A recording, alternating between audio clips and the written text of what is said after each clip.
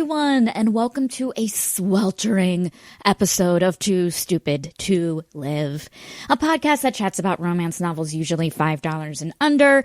I'm your host, Becky Feldman, and not only am I hot and bothered because I am recording this intro during a heat wave, I am hot and bothered in a positive way because today it's time for another Hot as Hell with TSTL. These are special, spicy episodes where I chat with authors about their latest releases that are hot off the presses and horny off the presses. And the sizzling author here to just fire things up is none other than Hayley Fleming. Her debut romance novel, Thighs Wide Shut, is out now. It is a hilarious friends to lovers second chance romance where the main character experiences a sexual health issue that is personal to me and a lot of people, and that is chronic pelvic and vulvovaginal pain. But like we mentioned in the interview, the book is very fun and very funny. I definitely laughed a little too loud when I was reading it during a silent book club event in my neighborhood. So, we'll see if I'll be allowed back at the next one. I also want to say, if you're listening to us talk during this episode, we're talking about pelvic pain and you're thinking oh, I'm experiencing similar symptoms, but I'm unsure what to do or how to get information. I did include a link in the show notes that is a patient resources page that is provided by an advocacy group that I've actually volunteered with called Tight Lipped. I feel like it's a great starting point if you're just I don't know where to begin. It is very comprehensive. It is easy to navigate. Just visit tightlipped.org/patient-resources. Again, that's tightlipped.org/patient-resources. Again, the link is also in the show notes. All right. I hope your personal fans are turned up to high because you're about to get scorched with a simmering interview. Please enjoy author Hayley Fleming getting hot as hell with TSTL. My goodness, Hayley Fleming, welcome to Too Stupid to Live. Thank you. I'm feeling too stupid to live. Thank you. Finally a guest who feels what I feel. You're feeling too stupid to live, as are we all, but you should also be feeling proud of yourself because you have a new book out. Yes, proud, excited, in disbelief, imposter syndrome, excitement, all of these things. I'm feeling them. Yes, all of the emotions. I don't want to just dive in and be tell me your life story, but do you want to give us a quick, tell us what the book is about, give us a quick, the elevator pitch, if you will. Absolutely. So the book, Thighs Wide Shut, that's the title. It follows a character named Emma, who I like to say is going through her quarter-life crisis. She has just moved from Florida to Boston, which is where she went to college. So it's she's going back to Boston kind of for the second time. And she inadvertently reconnects with this guy, Harrison, who was formerly her best friend in college. But then they got into a big fight at the end of college and haven't talked for the last 5 years. And so suddenly she kind of has this second chance to know him. She was very in love with him in college and he was in love with her. But Emma has a condition called vaginismus, and she doesn't know how to talk about it. And it makes it really difficult for her to date. And she just doesn't know how to deal with that. And so when she has this kind of second chance at the same thing, the same friendship, she's still in love with him, she kind of figures out how to do it differently this time. And so the book is about second chances. It's about relearning people who you used to know very well, but now do not know well anymore. And it's about doing right by yourself. Yes, and especially by doing right by yourself. I feel vaginismus, for anyone who doesn't know, is a pelvic pain condition where it's involuntary spasms of your pelvic floor. I have it. A lot of people have it. And I do think that what's so great about this book is that personally, I feel there are opportunities that I'm getting deep right away. Sorry. No, let's do it. Let's get into it. There are opportunities that I think I let get away because of the condition, especially Absolutely. like, you know, I went to school in Boston. I was starting to have sex in Boston, and then I was just like, whoa, pushing people, you know? Yeah. And so it Yeah. is like this nice story. It's beyond just a second chance romance. I think it's like something that like a lot of people who have chronic pelvic pain and have to deal with this, like it also is giving them a happily ever after too, if that makes any sense. Yeah. No, definitely. It was really important to me that this book kind of told two different stories. So like there's a love story with Harrison, and then there's also this story of her like dealing with this medical condition that she has and figuring out like what motivation she needs to deal with it and like what steps she needs to go through to make it better. And at the beginning of the book, she kind of thinks that those are two connected journeys. She's like, oh my God, like I have this second chance where I could actually date Harrison, like if I get my act together and figure out my vaginismus. And then by the end of the book, Emma and hopefully the reader has to learn that those are two very separate journeys. Like Harrison and being in love with Harrison cannot be her motivation to figure out her medical problems. And like that's really messed up. And by the end, she realizes that. So it was important to me that no one finish the book being like, she fell in love with the right man and then her vagina opened up. Like, that is not what happens. Yes, which is so... Two separate journeys. Yes, which is so good. Like an HEA doesn't mean P in V. You know what I mean? And like, it's actually, it's quite nice because like, I feel like, you know, again, from my experience, I was always doing physical therapy or like, you know, whatever, every little thing that I ever did, which was a lot, it was always for my partner. It was never for me. And I think it's like a common misconception, especially like with it like I blame society, of course. Because like there is such an emphasis on our partner's pleasure during sex, you know, and like, for centuries, like there is a precedent there. You know what I mean? Right. And I think, you know, a lot of readers, not just readers with vaginismus, will understand where Emma is coming from. Because, you know, even though she has people in her life who are able to say like, Emma, like, P and V sex is not the end all be all. Like there are other ways you can be intimate with someone. She still has this hold up where she's like, well, I've had guys reject me before because I wouldn't have P and V sex with them. And so I think a lot of us can kind of understand what she's going through and the expectations that are put on her and why she has a hard time letting go of those expectations. Right, totally.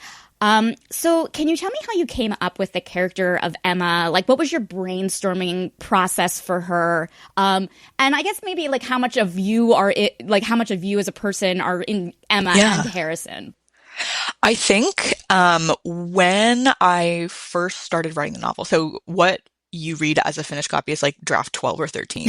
The first one or two drafts were a lot closer to my experience.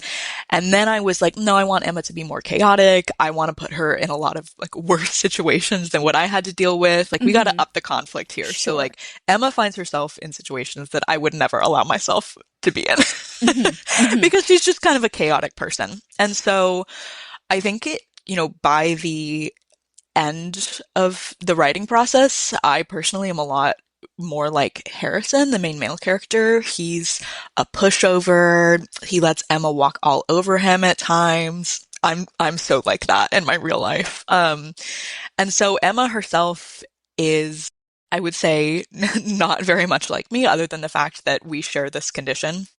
And I did find it really powerful to kind of get to write about my experience through the lens of somebody else's eyes, and doing that writing, you know, forced me to do a lot of research about the condition that I wasn't necessarily doing when I was diagnosed with it. So it was very much a learning process for me and very therapeutic to do that. Yeah, because it kind of reminds me, like, there's a part in the book where, you know, she knows her diagnosis, but she actively refuses to Google it. And and it's not until, like, you find yourself, when you're, like, forced in a situation to be like, oh, I should know more about this, given it's my body. But there is that avoidant kind of thing, because it is just such a hard path to navigate. Exactly. And one of the ways you can develop vaginismus, or one of the factors is a lack of sex education. So part of Emma's backstory is that she grew up in Florida in the public school system and did not receive good sex education. She received like maybe 2 hours in her entire childhood. And so she just doesn't understand her body and therefore kind of fears it. And that all feeds into why she developed this condition. And so it very much is in line with her character that when she finally does learn what this is called, she's like, I can't even Google that. Like, I can't know about that. Because even if she did Google it, it would probably be using terms that she wasn't familiar with. Like, she doesn't know what the parts of her reproductive system are like. And so she has to kind of go through her own learning process and finally meet with medical professionals who sit her down and are like, this is what is going on in your body. And so that's a really important journey for her. Yeah, totally.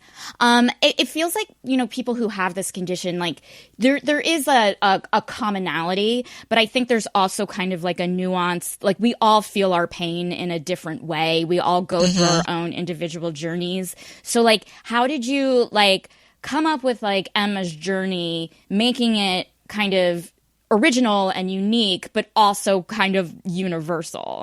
Absolutely. I think there are a couple things that I did to make sure that this would appeal to readers, not just readers who have vaginismus. Right. The first is that a big part of Emma's character and her relationship with Harrison is that she constantly just doesn't feel like she's enough. She doesn't feel like she would be a good enough partner. She feels like he deserves better. And for her, that stems from this medical condition. But I think a lot of women can relate to that, being like very hard on themselves in relationships, letting expectations beat them down. And so I've heard from readers who do not have vaginismus that they still found this really relatable and that her experiences dating still felt like something that a lot of us have experienced. So that was one thing. The other thing that was really important to me in this novel was to make it funny, especially in the parts that you would not think of as being funny. So like there are scenes where she's in pelvic floor therapy and where she's talking about the way her body works, where I wanted to make it as funny as possible so that it was digestible to the reader. So hopefully that worked. I laughed when I wrote it. So no, it's so funny you say that because like I actually like that was going to be my next question of like, oh wait, we should tell them that this is a rom-com. This is you know what I mean? Yes, rom-com heavy on the com. Yeah, heavy on the com. But like, how did you like? Do you think that like it was? Talk about like balancing out kind of like, okay, let's get serious. This is a real thing. Let's be true to her character and authentic to the experience versus like, we're going to throw in some comedy here. Like how was that balancing out? I think it all had to come from a place of Emma's voice. And I set out for her voice to just be like, you're listening to someone overshare for 300 pages. Like she's oversharing to her friends. She's oversharing to herself. Like she does not need to be thinking all those thoughts about herself, but she just has this constant loop of like overthinking and oversharing.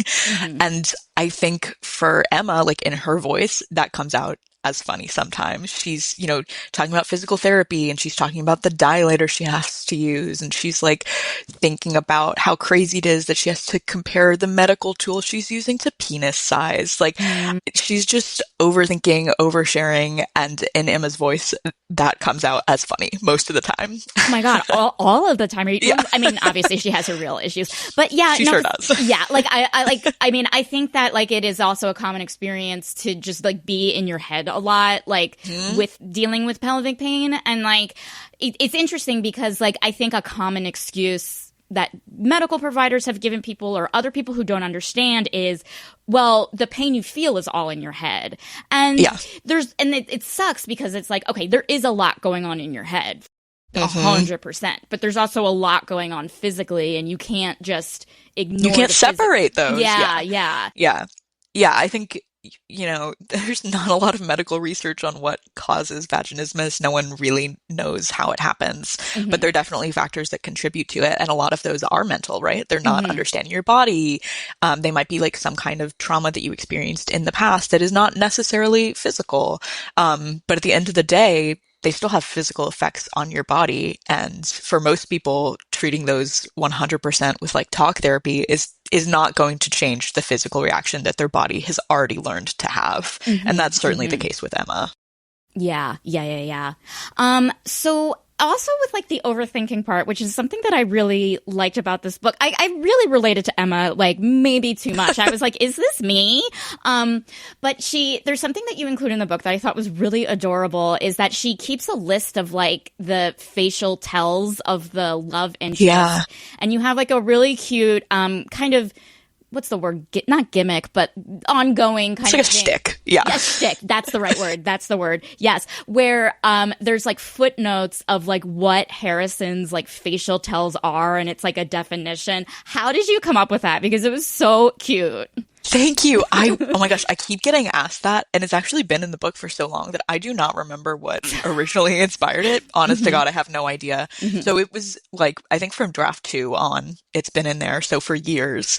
I think it originally came from like, I've read so many second chance romances, so many friends to lovers romances, and a lot of them, and this is not necessarily a complaint because I love this, but they describe the experience of knowing someone very well in similar ways. Like, you know what their coffee order is.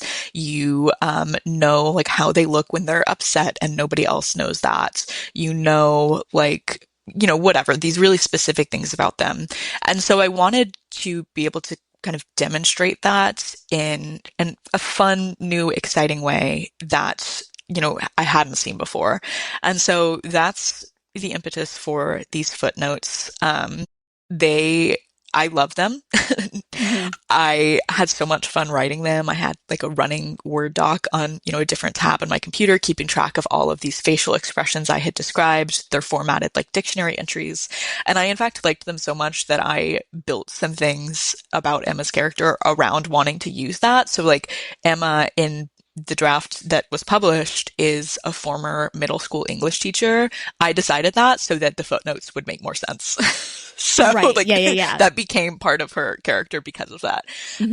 But I love the way, especially since at the beginning of the novel, she hasn't seen Harrison for 5 years.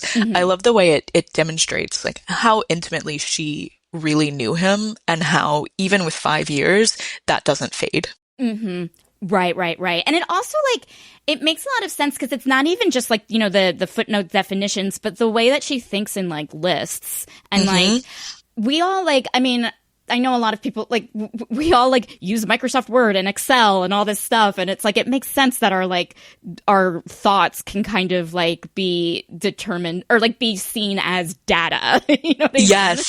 Yes, no, and yes, she's big on to-do lists, and she loves making lists to accomplish things because I think it helps her feel like she's a little more control, even when most of the time she feels like she's not in control of what's happening in her body and in her life. And so I think that the footnotes with the dictionary definitions kind of fall in the same category as like something that Emma does in her brain to make her feel a little more organized. Right. Yeah. It's helpful because it's like, it's interesting because like it almost feels like so transactional, but it's actually the most personal.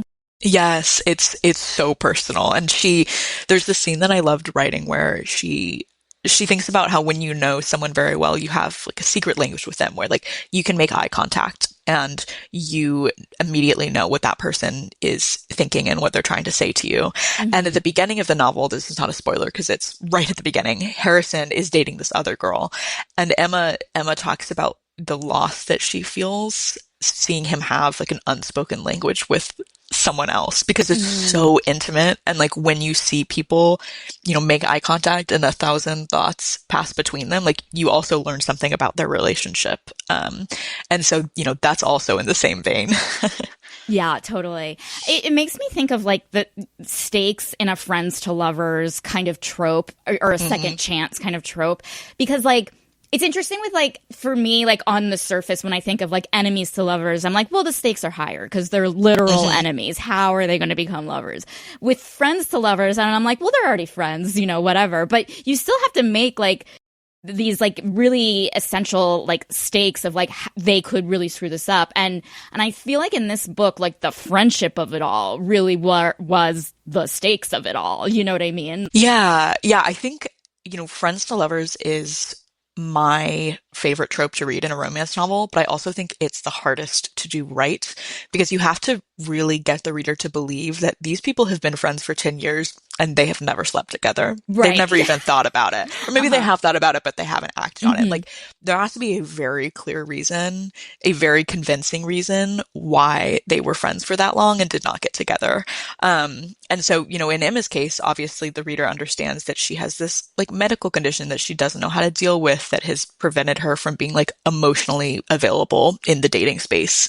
But it's it's hard to write. It's hard to come up with that in a way that like with enemies to lovers, you just come up with a reason that they hate each other, which is not Right. to say that that's easy either, but Of course not. It's just different because it it's feels different. like we all have friends and maybe a few of us have enemies, and so it's like, oh, okay, we know what it's like to have friends and like it kind of gets not, I mean this in a good way, like icky thinking about like, oh, how could I lose a friend? You know what I mean? Like it's hard. Yeah. And I think what is special about this book is you kind of see what the stakes are if they mess this up because they did mess it up at the end of college. And you see Yeah. that in some flashbacks. You see that in the way Emma talks about, the last 5 years and the hurt she feels having not had Harrison in her life. And Harrison says the same thing about like how hard it's been to feel like you're missing a part of yourself. So Mhm. we see on page what happens when they screw it up. And so Emma knows, like, if I'm going to go into this a second time,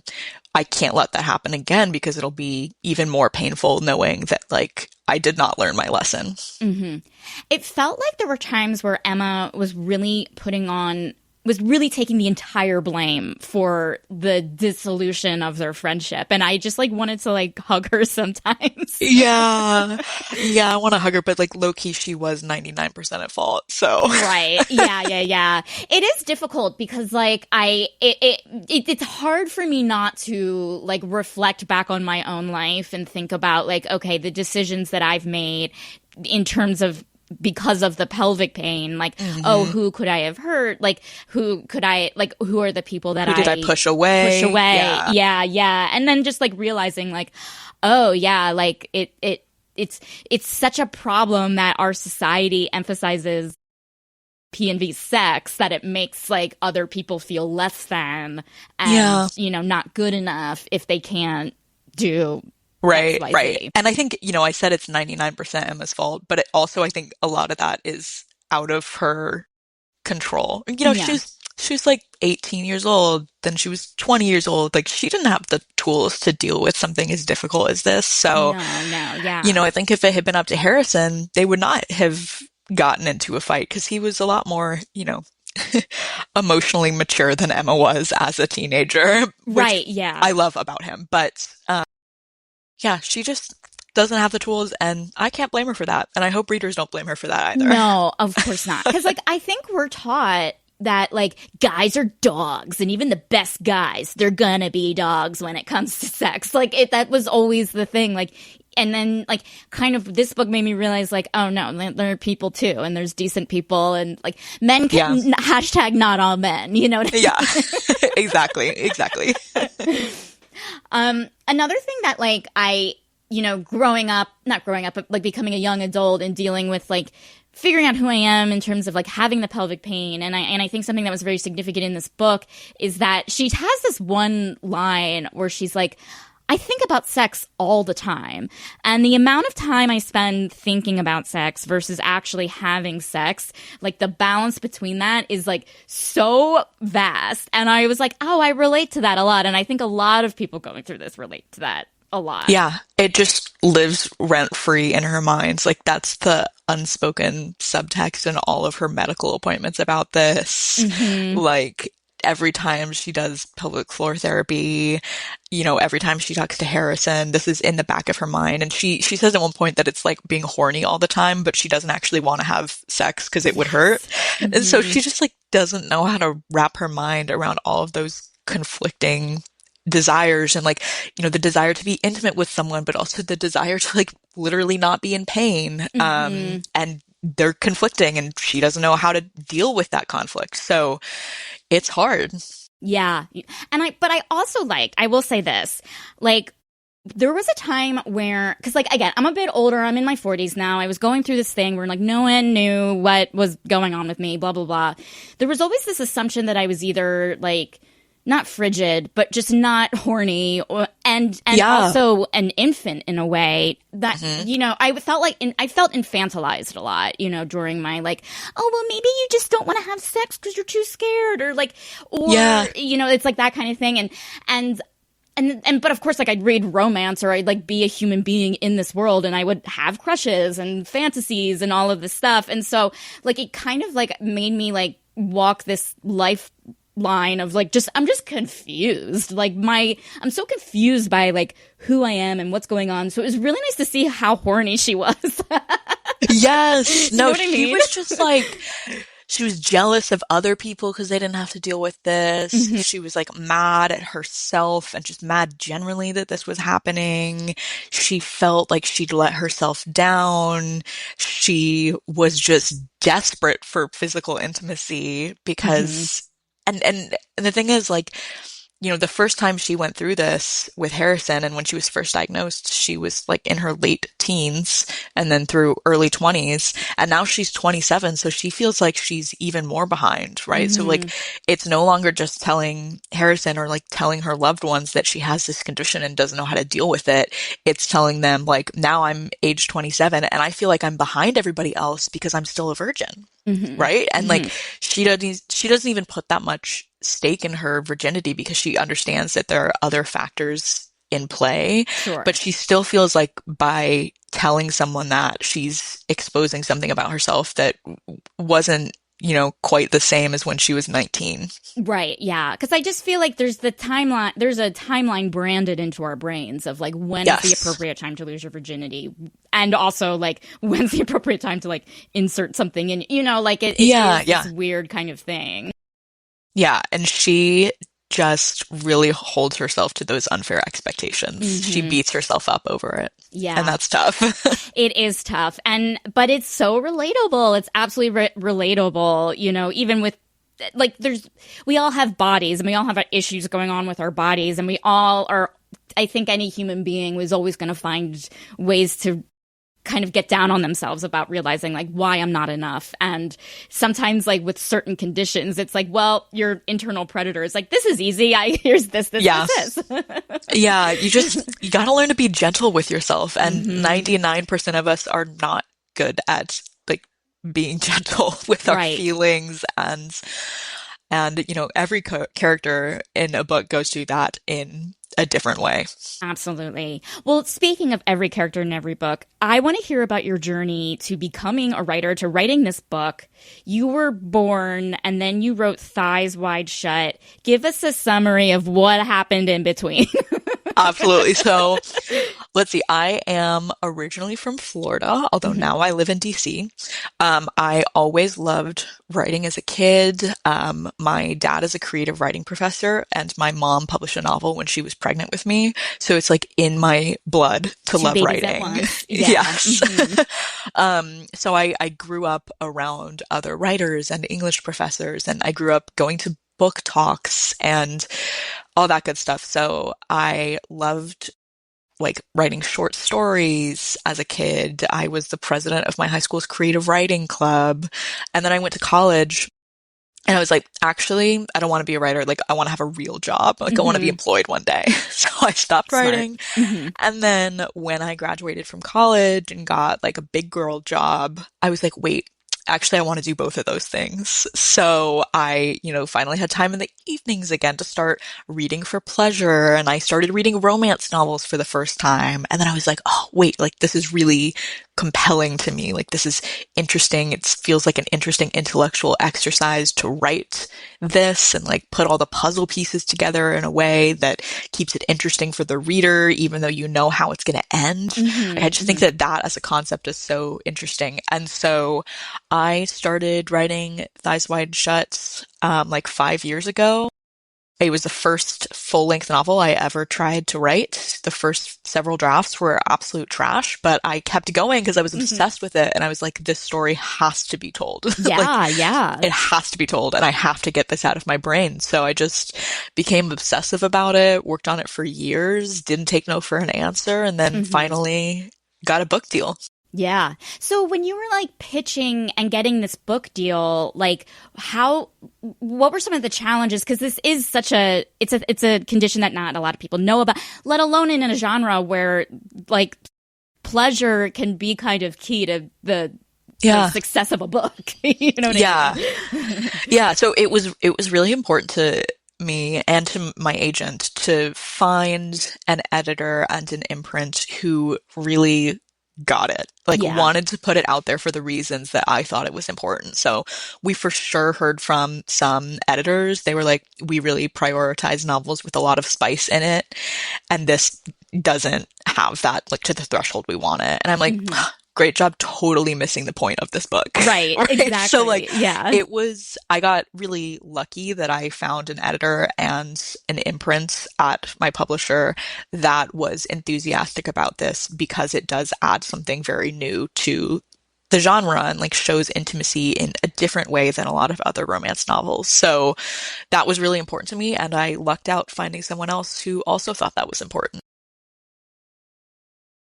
What you're listening to presumably doesn't suck, so neither should your sound system. Sonos lets you listen seamlessly from room to room. Same great sound, expertly tuned, astonishingly clear. It's not magic, but it's not magic.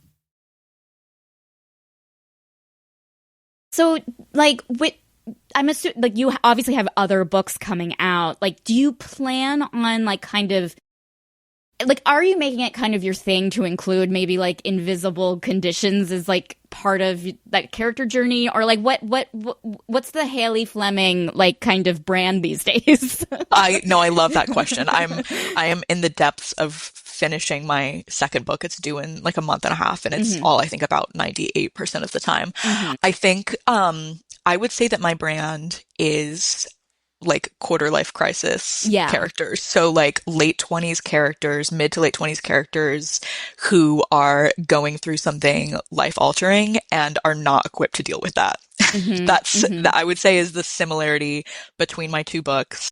I would also say that there's the same kind of absurdist humor in my second book, just because I have a lot of fun writing that.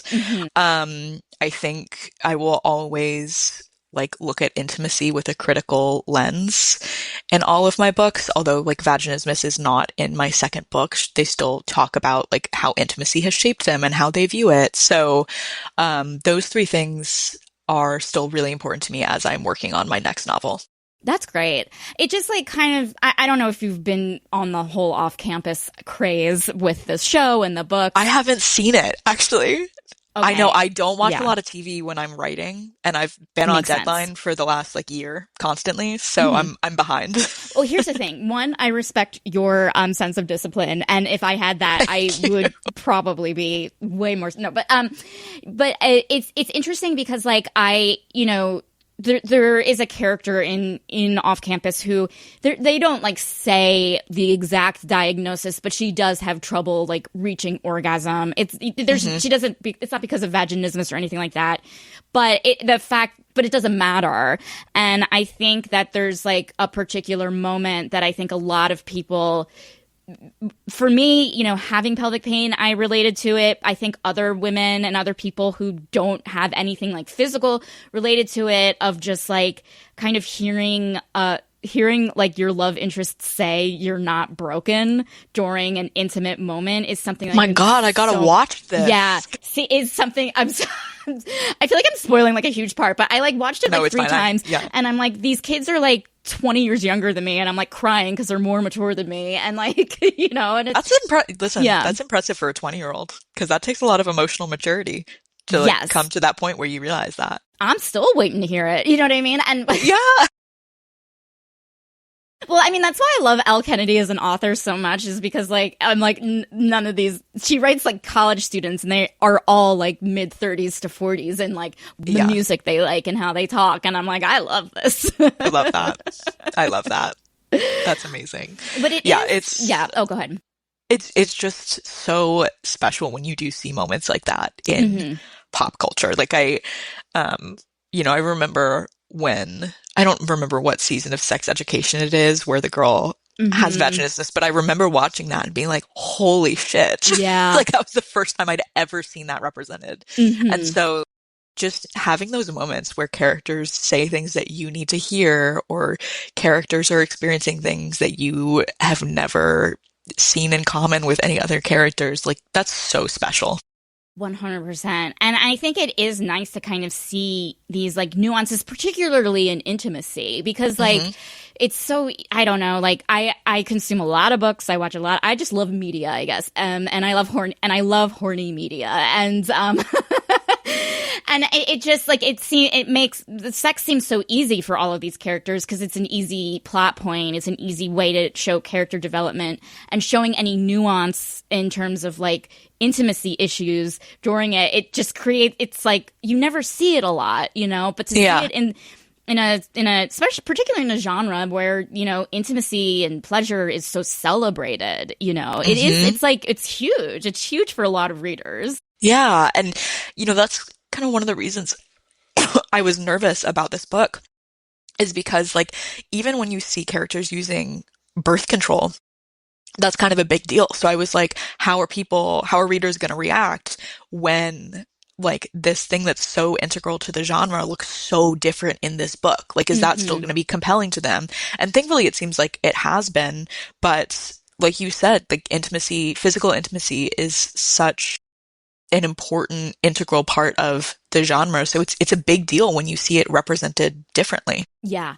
And I will say, I know I'm kind of maybe spoiling it a little bit. So if you're like, Becky, edit this out, like I don't, but I think that there's something very emotionally touching about this book in terms of like, for Emma, in Emma's story, she has a partner, and like it's a happily ever after, obviously, and she's going to have a partner, through each step that she goes through in order to heal and to treat herself. And I still think, I'm a patient advocate for a lot of, and I'm part of a group for people who have chronic pelvic pain, and even people in relationships. I'm single, but like it is kind of like when they do their treatment, it feels very much they're alone, and their husband is or their partner is just like at home, trying to be supportive as they do their thing. And there's a moment in this book where I think a lot of us are like, oh, we wish people could be more empathetic. But in your book, you see him being proud. And that was just mind blowing to me, because like, I was like, oh, cause I kind of wanted to, I'm going to text everyone. I'm like, read this book. But it was very like compelling, because it is such a weird thing. And I think it 100% depends on the relationship, obviously, and the person you're with and what you need. But to see someone like being really proud of this work who doesn't even have a vagina, you know what I mean? Yeah. Like, it is kind of mind blowing. Okay, I'm gonna shout out my fiance here. I wrote that in because that's what he was like when I was going through this. Yeah. And like, you just can't ask for anything better than that, right? Like someone who understands how difficult it is empathetic about that. Like I wanted that for Emma. Yeah. I wanted her to have a partner who did that. And, he when she finally tells him, he's kind of angry for different reasons, but he's also like, you're fucking awesome. Like, you're amazing. Yeah. And she deserves that, and readers deserved to see someone who reacted that way.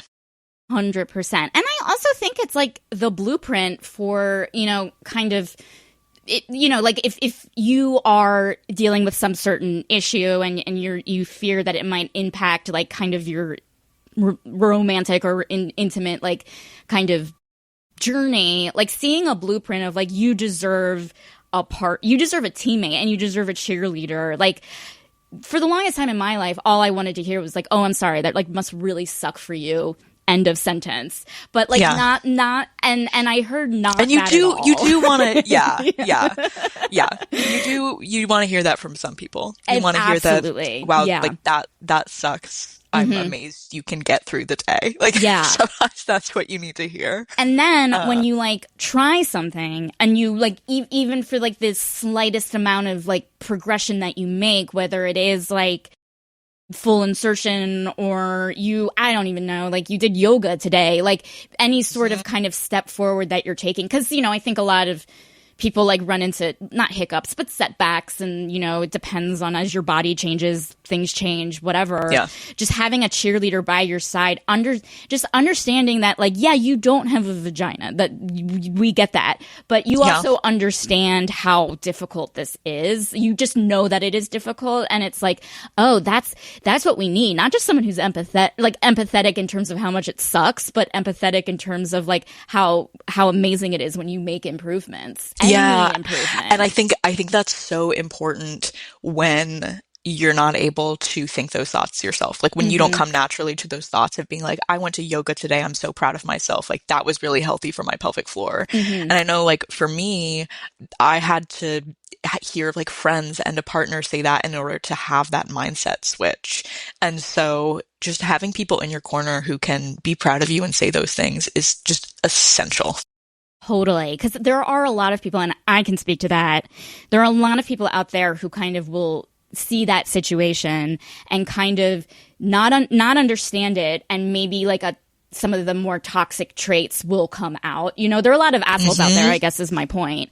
Yes. Yeah. And it is pretty hard because like I very much wanted to date casually. Like I enjoy that, but then realizing that like, oh, that's actually like pretty hard to do when my body doesn't want to date casually, but my brain does, Right. And that's like, right. Emma has these moments where she's like, what am I going to do? Date? What am I going to do? Get on a dating app? And it's like, you can't, like, she can't do that the way that she wishes she could.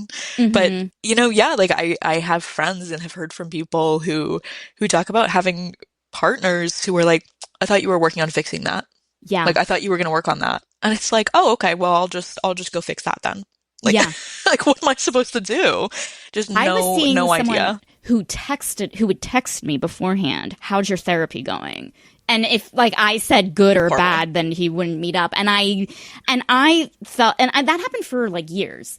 It was just like someone I knew. And seeing Harrison, like seeing how he treats her, and then like it did make me think about how terrible that person was, or just based on his own misunderstanding, and like just being like, I so did not deserve that, and like, oh yeah. And but thinking back then, I was beholden to giving anyone any hole, like, yeah, man. It's crazy out there. People be saying crazy things about vaginas. Yes, crazy things about vaginas. Like, and it's also like, I mean, like, I don't know if you've run into this, but like sometimes, like when I talk about, like I've done a 1-person show, and I've done this about all this stuff with pelvic pain, and like, you're in a conversation, you're having like and they're like, oh, what's your book about, or what's your show about? And then you say this, and then they're like, oh, whoa, oh yeah, no, that's real. You know what I mean? Just like seeing them get into their little like well of panic because they don't know how to respond is very fun. Yes. Yeah. I'm so like desensitized to talking about my vagina. Like I'd be texting friends about my pelvic floor therapy.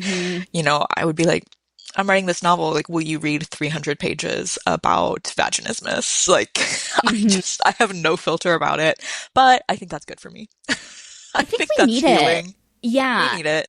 We absolutely need it, because it's just like, there's like there is that metaphor of the wall, physically it feels like, but it also, there is a wall between like you were saying, like with like, sex education and like kind of our own like society's stigma against it. That's a a metaphorical wall, if you will. Yep. Yeah. I think writing this book in a lot of ways forced me to tear down that wall because I was like, I want to publish this book. If I ever publish this book, I have to be completely okay with talking about vaginismus in any forum that will let me talk about it. And now I feel great about that. But it took years to get there. For sure. So yeah, I was going to ask, like, what is that like to you? Are you like becoming the, I was about to say vagina whisperer, but that's already someone on Instagram.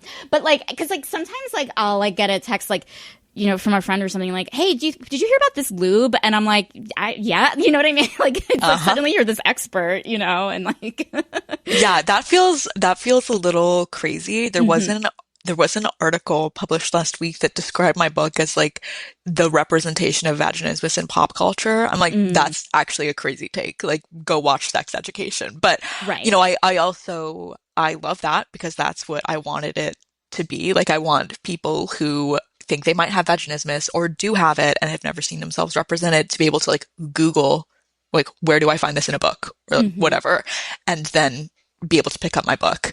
But that does feel kind of crazy. I have no medical background. Sometimes people are like, oh, like blah, blah, blah. Like, does this happen? I'm like, I don't know. You should go talk to a doctor. Like, I don't know anything about that. Like, this is based on my experience, the research that I did. But it is kind of crazy to find myself in that position. It's interesting because, again, you know, I think a lot of people who go through this, like, you do have to, you are being your own advocate, and you do find yourself kind of more like well informed about like mast cells and like, you know, vestibules than like maybe your average person who doesn't go through this and isn't a doctor, you know, just based on your experiences. But it's interesting because like going back to like kind of, you know, the stigma and what people don't know, what they don't not know. In your book, you know, you're from DC, and my first thought is like, oh, I wonder if like there's like any sort of like political motivation there, particularly with this book, in terms of not only just like writing about like vaginismus, but also you have the subplot of her starting a banned book club, and I'm just like curious like how much like politics and what you were saying about sex education, like how much politics comes, like how much of like this discourse, how much did it like impact this book in particular? I'd say quite a lot, although I wish it didn't. I think so. I grew up in Florida, so like Emma's backstory of being from Florida and getting like 1 hour of sex education in her Florida public schools is my childhood story. So like I got literally 1 hour of sex education in 4th grade where they told us we were going to start our periods. Like we were going to start bleeding from a mysterious location. We were going to grow boobs. End of story. And then like no one ever taught me about condoms. No one ever taught me about STIs. Like I learned about the reproductive system in my AP bio class and had only the faintest idea of like how, you know, the illustrated diagrams in my textbook actually connected to what was going through my body on a monthly cycle.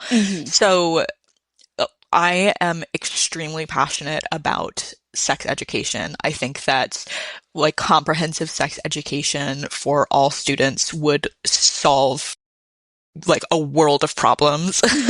And especially now, like even in the last year, sex education is being defunded. It's being attacked in a way it never has before. And that makes me so mad as someone who had very real like life impacts from not getting sex education. Like I know that my life would have been different if I had been told, even from a younger age, like, hey, it's not normal that when you try to put in a tampon, you want to scream out in pain. Like if I had even had the knowledge or the words to understand that like that was something I should be talking to a medical professional about, my life would have been very different. And so now I'm on like a tangent, but I just, it's so political, even though it shouldn't be. Comprehensive sex education is like data backed. It works. It prevents teen pregnancies, like all of the things. And, you know, it's really sad that students across the country like Emma don't get it and then have to deal with the effects of that.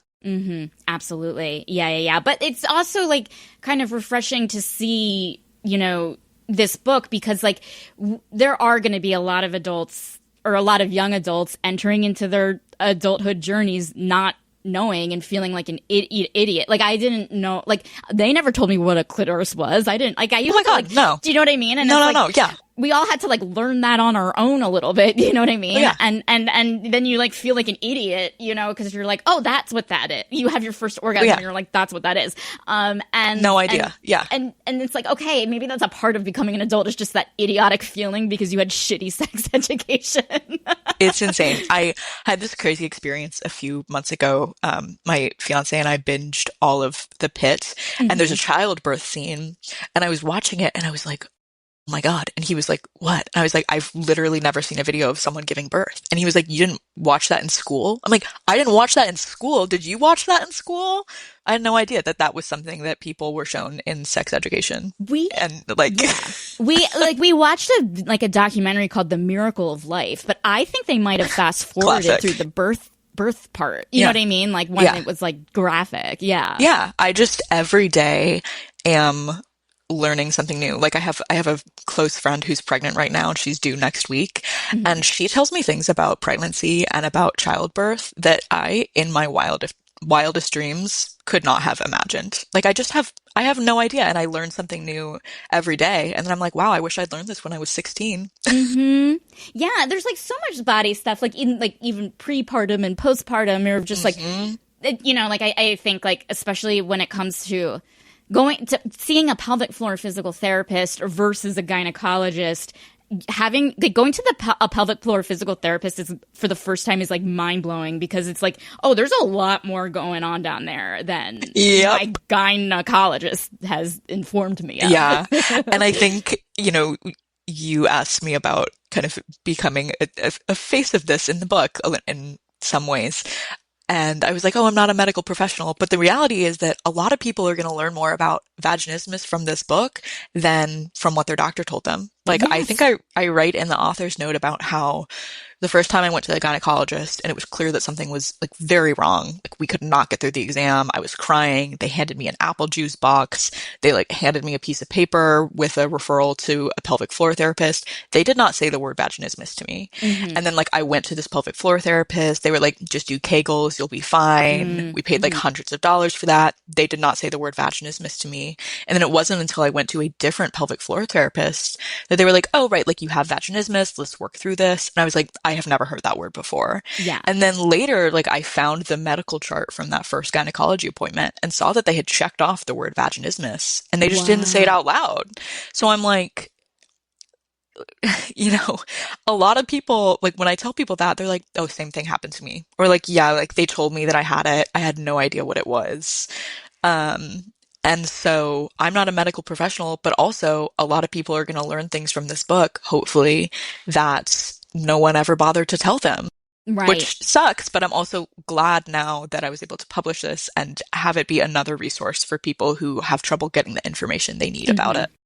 Yeah, absolutely. Because like it's like I was speaking to or like hearing this gynecologist speak one time and this is an OBGYN and I think like our first thought is if something is feeling not right, we think go to an OBGYN. Like no one, I mean, I didn't even know physical therapy like even existed until maybe 10 years ago or something. So you go and then talking to like an OBGYN and seeing like their caseload and like seeing they only have like 5 minutes to have like real conversations with each patient, you know, because they're just like the way that the American medical system is, the way that they're double booked, triple booked all the time and they only have so much time. They are pretty much in and out in order to like make rent on their office building. So it is like understandable that they only can do so much, but there is just like, it is a systemic kind of thing that ultimately affects people who have similar stories to Emma. You know? Yeah, man, I go to a gynecologist now who I love. Like she is my ride or die, but also sometimes I'll go in for my annual and I'll be like, can you explain this to me? And she'll be like, I don't have enough time to explain that to you during an annual exam. Like I can give you the high level points in the next 5 minutes, but like, if you really want to get into that and talk about that, like we're going to have to schedule a separate appointment. And I don't blame her, but you know, it's hard to get the info you need, and I wish I had a gynecologist on speed dial. I wish I had all sorts of doctors on speed dial, but I have better access to doctors than most people do, and I still have trouble getting information. Yeah, totally, 100%. Yeah, because it is, yeah. Yeah, I think it's a very common thing. I want to jump ship a bit. You have another very cute kind of shtick in this book of she uses dilators and she names her dilators, and you kind of give her dilators like a bit of a personality in this book, which I really liked. How did you come up with that idea? Oh my gosh, yeah. So that all stemmed from the idea that I wanted it to be kind of funny and accessible to people who maybe had never like heard of dilators being used in this context before. So the dilators, she gets a set of 4 of them. They are all different pastel colors, which is what my set of dilators was. So all different pastel colors. Love that. And they kind of develop different personalities in her mind. And then that evolved such that in the final version, she has like mental conversations with these dilators. Not while they're inside of her. That was a line that I drew. I did not feel like that would be fun for readers to read. But, you know, sometimes like when she's at the doctor or, you know, she's like, oh, I should go on a date with this guy. She hears the dilators in her mind being like, how do you think that's going to go based on how pelvic floor therapy is going? So, they developed their own personalities. For anyone here who is going to read Thighs Wide Shut after this, hopefully, recommend you check out the audiobook. The narrator, with no notes from me, used hilarious accents for the dilators. Awesome. Amazing.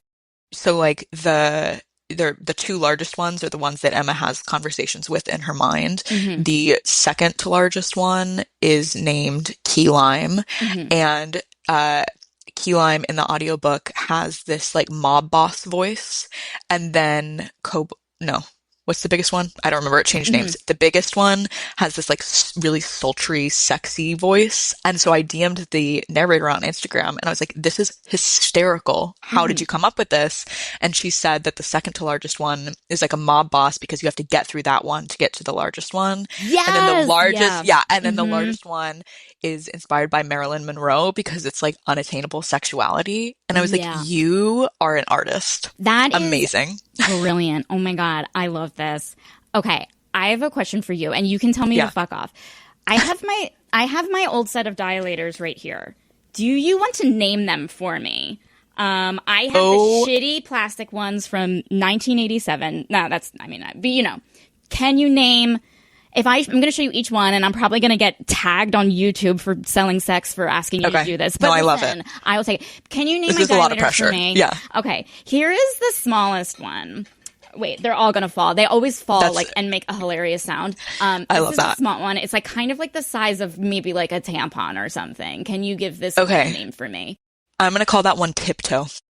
Tiptoe. Because it's just like small, it's kind of dainty. Although, as Emma discusses, the small ones don't feel that small when you're trying to use them. But I'm going to call that one Tiptoe. Tiptoe. I love it. This is perfect. Okay. Do. Okay. It's so hard for me not to like dick around with these. Okay. This is hard because they don't have colors.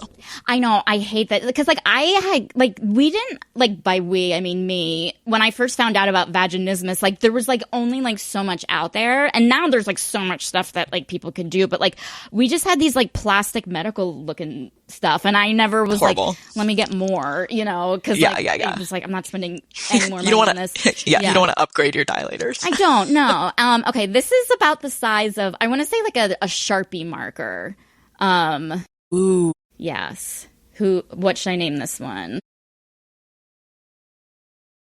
What's tough about this is that they all are shaped like bullets. Yes. But that's so violent. Like, I don't want to name it you bullet. You can name a bullet because, like, there's the magic bullet, which is that vibrating thingy. So, you know. I like that. I feel like for that size, we're going to call that one magic bullet. But then that's going to be the last one with like any violent connotations. Okay. Yeah. You're the so this one's the final violence. Boop, boop, boop, boop, boop, boop, boop. Okay. I don't know why I'm doing it like that. Like I'm playing dolls with my niece. Okay. This is the next one. I will say it's slightly thicker. It's the third in line.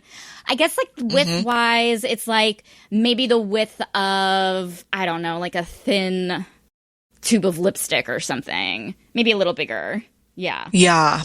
Oh my gosh. Okay, so that for some reason, like it feels like the size of something you'd use in a kitchen. Like it feels like, you know what I mean? Like it feels like a piece of cutlery. It's that like it looks that way in your Yeah. hand. Exactly.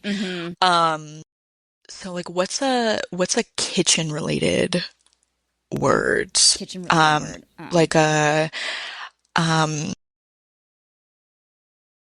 What about like chef? Oh my God, this was a chef? Oh, this was something that you that's were supposed funny. to do, and I like started doing it. But like maybe like just like chef. But I don't know. I don't know if I like no, that. I like that.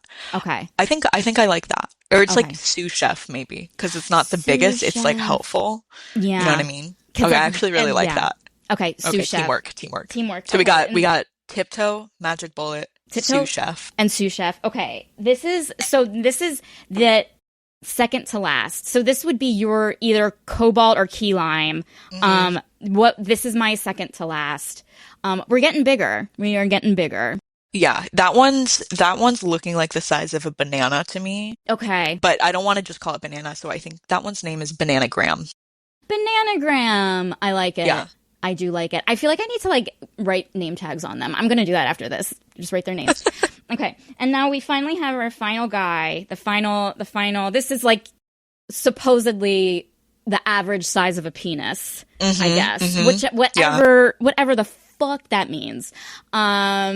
So that one to me is giving like a rocket ship. Like it's the biggest one. It looks like it can fly through space. So I feel like it needs to have a space themed name. Yeah.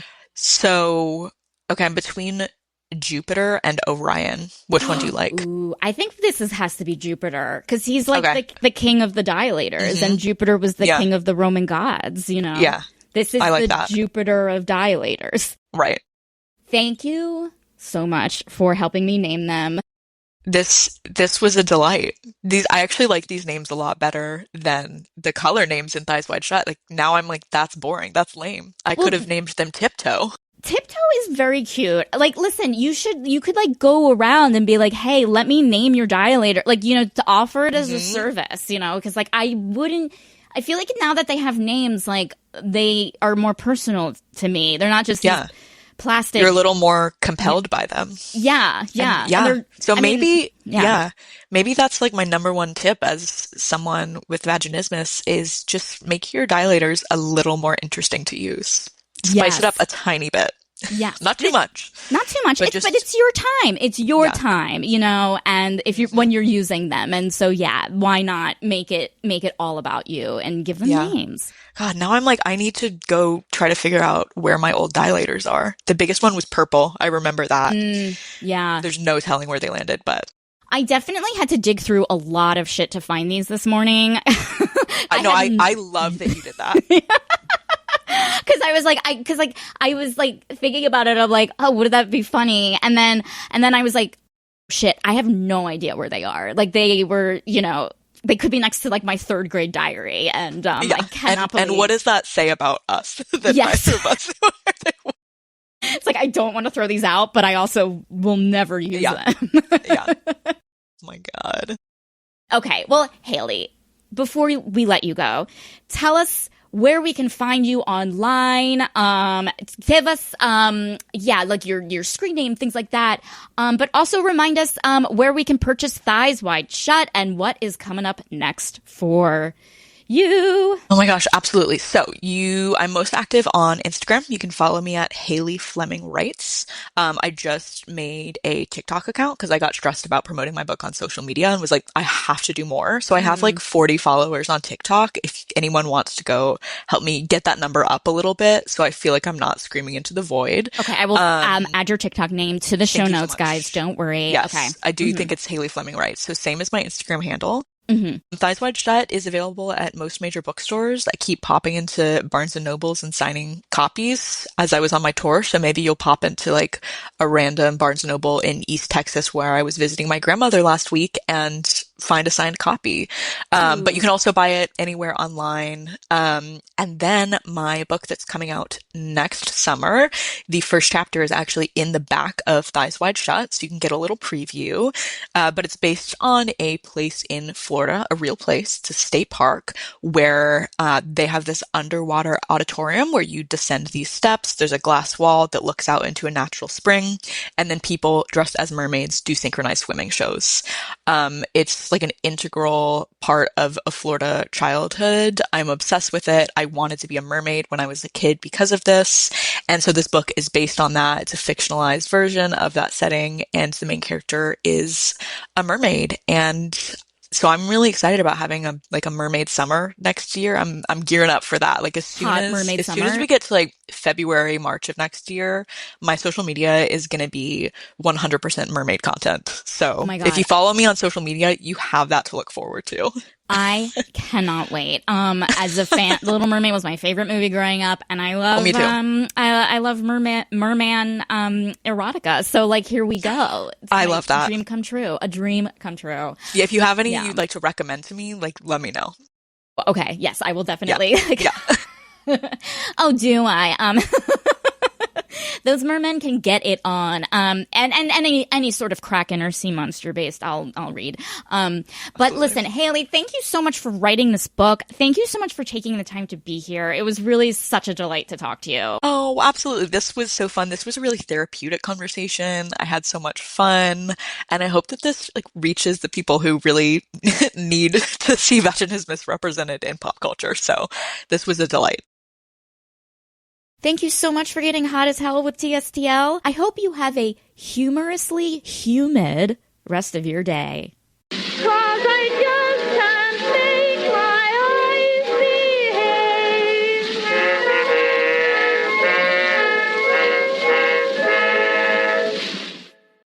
What you're listening to presumably doesn't suck, so neither should your sound system.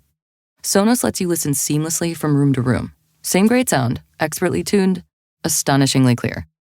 It's not magic, but it's not magic.